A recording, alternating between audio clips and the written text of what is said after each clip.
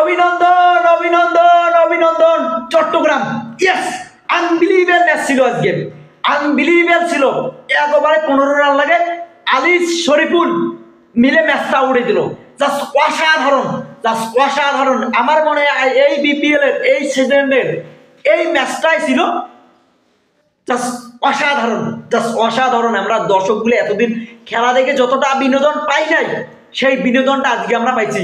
Personally আমি আজকে অনেক হ্যাপি, কারণ এই যে মেহেদী মিরাজ আমাদেরকে হারে দিছে, মেহেদী মিরাজের দল খুললে আমাদের রংপুর রাইডার্সকে হারে দিছে, আমরা কিন্তু বের হয়ে গেছি।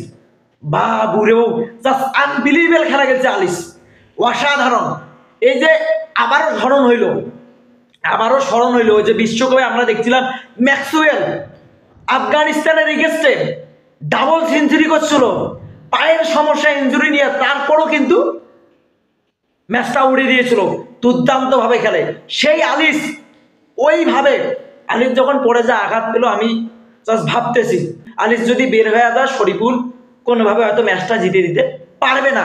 কিন্তু শরীফুল এসে প্রথম বলটায় 4 মারলো এবং দ্বিতীয় বলটা আউট হলো, আবারও আলিস নামলো। হয়তো এভাবেই চট্টগ্রামের জয়টা লেখা ছিল। জাস্ট অসাধারণ। আমরা শুরু থেকে খেলাটা যখন দেখতেছি, যখন খুলনা যখন ব্যাটিং করতেছে, তাদের হতাশার মধ্যে ছিল, সেই জায়গায় তাদের রানটা টার্গেট হলো 164 রান। শেষে 3 ওভারে জাস্ট অনেক রান দিয়ে ফেলছে চট্টগ্রামের বোলিংগুলা, যতটা আমরা আশা করি নাই। শেষ বেলা আসি তাদের বোলিংগুলো অনেক রান দিয়ে ফেলছে, শরীফুল অনেক রান দিয়ে ফেলছে। এই জায়গায় এই যে চট্টগ্রাম ব্যাটিং করতে নামি, তাদের পাওয়ার প্লেতে রানটা মোটামুটি স্কোর ঠিকই ছিল। মিডল পয়েন্টে আসি একটা, তারা হতাশার মধ্যে পড়ে গেল। চট্টগ্রামের নাফিয়া এবং তালা পাকিস্তানের যে 2 ব্যাটসম্যান, তারা যখন আউট হয়ে গেল, তারা যতক্ষণ ক্রিজে ছিল ততক্ষণ কিন্তু রানেরটা ঠিকই ছিল। হয়তো তারা যদি থাকতো তাহলে তারা 14 বা 15 16 ওভারে ম্যাচটা উড়িয়ে দিতে পারতো। যখন তারা আউট হয়ে গেল, শামীম পাটোয়ারি যখন আউট হয়ে গেল, আমি ভাবছিলাম হয়তো শামীম পাটোয়ারি একটা ভালো কিছু করতে পারবে, কিন্তু শামীম পাটোয়ারি সবাই আউট হয়ে গেল, আর কোনো প্লেয়ার নাই।